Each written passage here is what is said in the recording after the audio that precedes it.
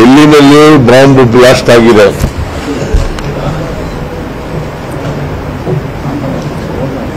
ಸ್ಫೋಟ ಒಂದು ಸ್ಫೋಟ ಆಗಿದೆ ಇವತ್ತು. ಕೆಲವರು ಸತ್ತಿದ್ದಾರೆ ಅಂತಕ್ಕಂಥ ಇನ್ಫಾರ್ಮೇಶನ್ ಇದೆ.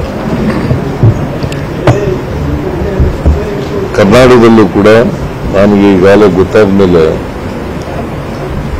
ಮೈಸೂರು ಪೊಲೀಸ್ನವ್ರ ಜೊತೆಲೂ ಮಾತಾಡಿದ್ದೀನಿ.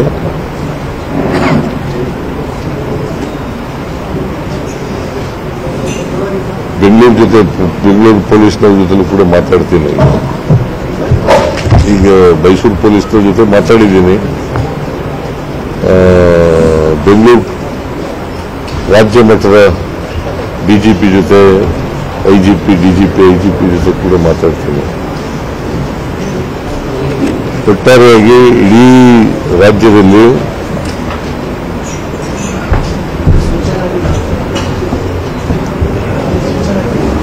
ಭದ್ರತೆಯನ್ನ ಬಿಗಿಗೊಳಿಸ್ತಕ್ಕಂಥ ಕೆಲಸವನ್ನು ಮಾಡ್ತೀವಿ.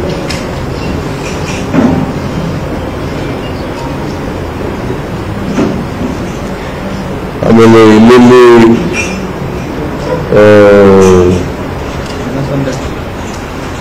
ಜಿಲ್ಲಾ ಕೇಂದ್ರಗಳು, ಬೆಂಗಳೂರು ಕೇಂದ್ರ, ವಿಮಾನ ನಿಲ್ದಾಣ, ಬಸ್ ನಿಲ್ದಾಣ ಮತ್ತು ರೈಲು ನಿಲ್ದಾಣ ಸೇರಿದಂತೆ ಎಲ್ಲೆಲ್ಲಿ ಜನ ನಿಬಿಡ ಪ್ರದೇಶಗಳಿದ್ದಾವೆ, ಸಾಂದ್ರತೆ ಇರತಕ್ಕಂಥ ಸ್ಥಳಗಳಲ್ಲಿ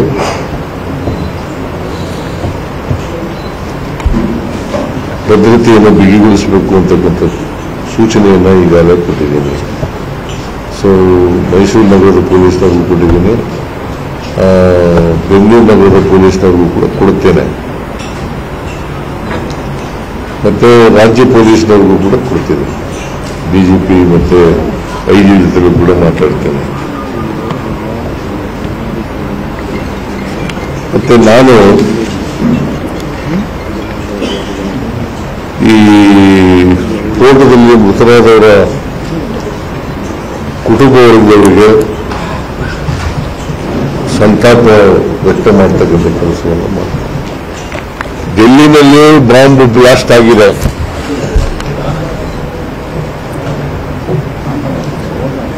ಸ್ಫೋಟ ಒಂದು ಸ್ಫೋಟ ಆಗಿದೆ ಇವತ್ತು. ಕೆಲವರು ಸತ್ತಿದ್ದಾರೆ ಅಂತಕ್ಕಂಥ ಇನ್ಫಾರ್ಮೇಶನ್ ಇದೆ. ಕರ್ನಾಟಕದಲ್ಲೂ ಕೂಡ ನನಗೆ ಈಗಾಗಲೇ ಗೊತ್ತಾದ ಮೇಲೆ ಮೈಸೂರು ಪೊಲೀಸ್ನವ್ರ ಜೊತೆಲೂ ಮಾತಾಡಿದ್ದೀನಿ.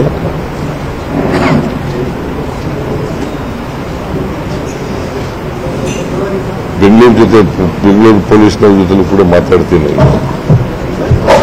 ಈಗ ಮೈಸೂರು ಪೊಲೀಸ್ನವ್ರ ಜೊತೆ ಮಾತಾಡಿದ್ದೀನಿ. ಬೆಂಗಳೂರು ರಾಜ್ಯ ಮಟ್ಟದ ಡಿಜಿಪಿ ಜೊತೆ ಐಜಿಪಿ ಜೊತೆ ಕೂಡ ಮಾತಾಡ್ತೀನಿ. ಒಟ್ಟಾರೆಯಾಗಿ ಇಡೀ ರಾಜ್ಯದಲ್ಲಿ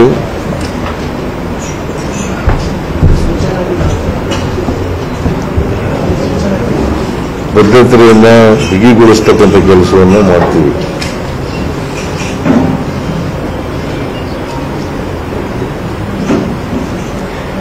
ಆಮೇಲೆ ಇಲ್ಲೆಲ್ಲಿ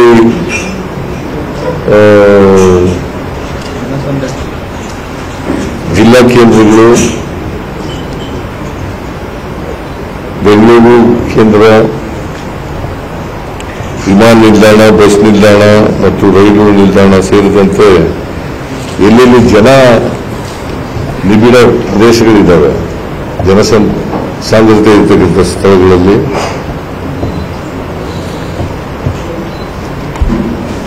ಭದ್ರತೆಯನ್ನು ಬಿಗಿಗೊಳಿಸಬೇಕು ಅಂತಕ್ಕಂಥ ಸೂಚನೆಯನ್ನು ಈಗಾಗಲೇ ಕೊಟ್ಟಿದ್ದೀನಿ. ಸೊ ಮೈಸೂರು ನಗರದ ಪೊಲೀಸ್ನವ್ರಿಗೂ ಕೊಟ್ಟಿದ್ದೀನಿ, ಬೆಂಗಳೂರು ನಗರದ ಪೊಲೀಸ್ನವ್ರಿಗೂ ಕೂಡ ಕೊಡುತ್ತೇನೆ, ಮತ್ತೆ ರಾಜ್ಯ ಪೊಲೀಸ್ನವ್ರಿಗೂ ಕೂಡ ಕೊಡ್ತೀನಿ. ಡಿಜಿಪಿ ಮತ್ತೆ ಐಜಿ ಜೊತೆಗೂ ಕೂಡ ಮಾತಾಡ್ತೇನೆ. ಮತ್ತೆ ನಾನು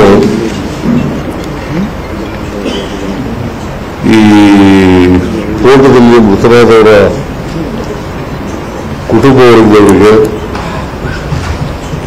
ಸಂತಾಪ ವ್ಯಕ್ತ ಮಾಡ್ತಕ್ಕಂಥ ಕೆಲಸವನ್ನು ಮಾಡ್ತಾರೆ.